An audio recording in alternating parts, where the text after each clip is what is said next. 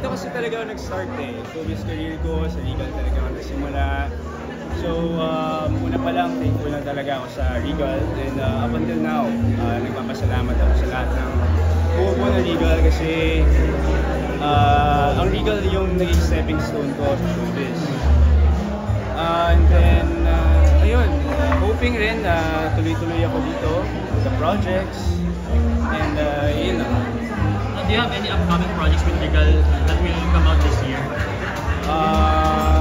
Next month, may showing na ang Guilty Pleasure. Yes. Abangan niyo yan kasi dito kakaiba talaga yung mga galawan ko dito. Mas mapapansin kung sa Shake, Rattle and Roll. I would say yes, kasi every project naman, big or small role, ginagalingan ko at ginagalingan. Kailangan may upgrade ba, kumbaga. So, ayun lang naman, dito, mamahalin nyo or magagalit kayo sa role ko, para lang kayo kasi excited na ako for everything. Pero mature na ang role mo. Dito. Ah, talaga? As in like you. Like you? Nagpakita na ng... Ano na ako naguhubad eh. Secret na lang muna. Pero, okay. Pero may mga kissing scene na marami ng gano'n. Okay. Meron. Na-enjoy mo? Na-enjoy ko. Oo naman.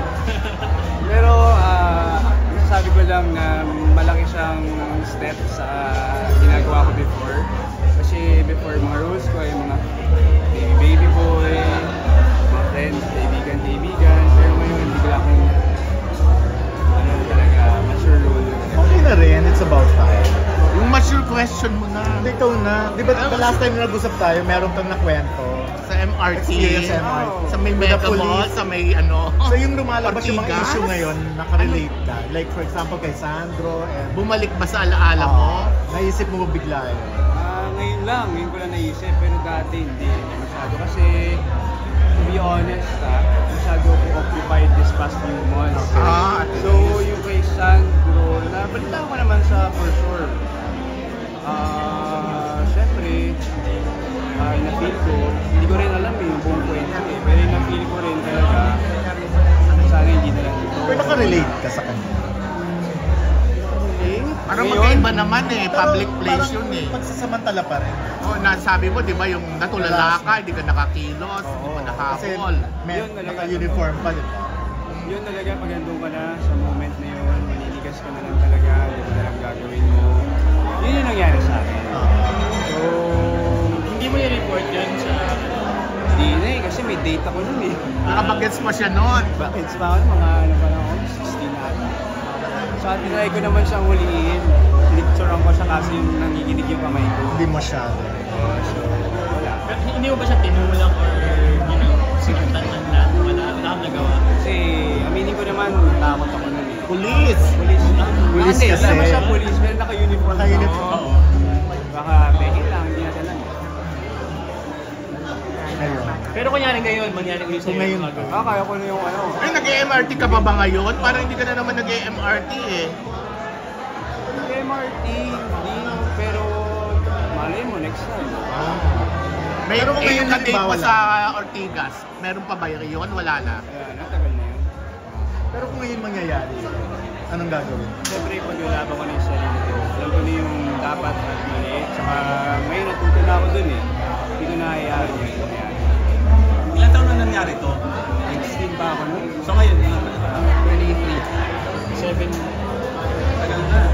7 years. Hindi tapupusin yung labit. Ay, grabe. Grabe si Lovey ko. Ito, totoo to naramdaman ko sa kanya yung pagka-humble niyang artista. Willing siya to adjust.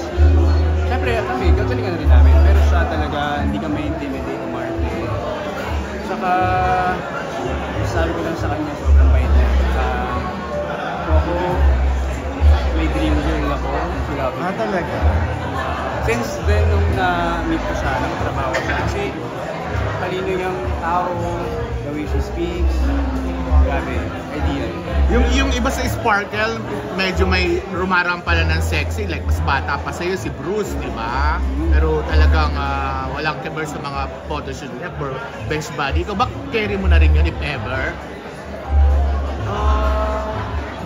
Kung kaya lang sa kaya mo naman talaga. Pero syempre may susundan tayong mga timings, may papaniwalaan tayong management, may sa ngayon kasi hindi ko pa siya sobrang magawa kasi may ginagawa ko negosyo. So ayoko maapektuhan kahit pa paano. So currently ang project mo nila Pulang Araw, and then of course yung upcoming project mo yung Guilty Pleasure. Meron ka bang nakaline na project for Regal? Line up the project for Regal. Mamaya malalaman natin. Sige, abangan na lang natin.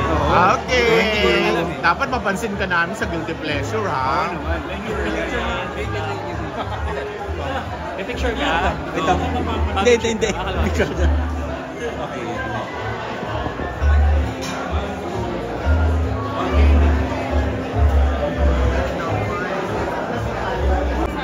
Hindi ba siya nasasabak sa mga... Tsaka wala siya diba sa powers mo. Kaya lang, alam na ni si Daddy, sinabi mo, alam kaya ko. Alam na niya yun, ang gitna na kaya ko. Nangangabawa ko kasi wala na. So, ayun, sobrang thankful ko lang din kasi ibang character na naman yung and napasama ko sa Pulang Araw na ngayon ay grabe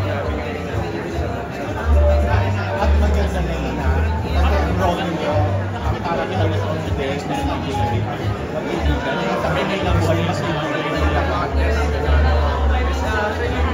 isa sa mga presidents sa Nakatulong ba yun?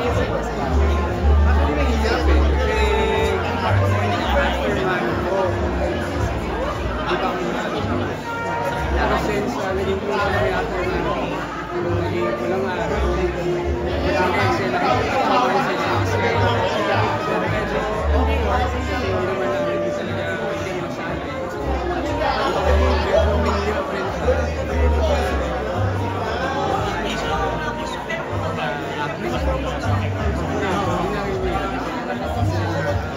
All off ka, sentuhan lang. Ituan lang. Tsaka, yun, okay rin kasi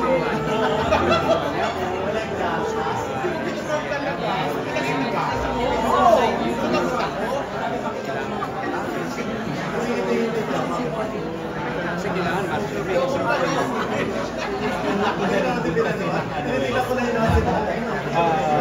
Good afternoon, everyone. Welcome to Regal Legacy. We would like to remind everyone of your different booths here. We have here our Legacy wall where you guys can learn more about Regal films and, of course, about the things that we also have our welcome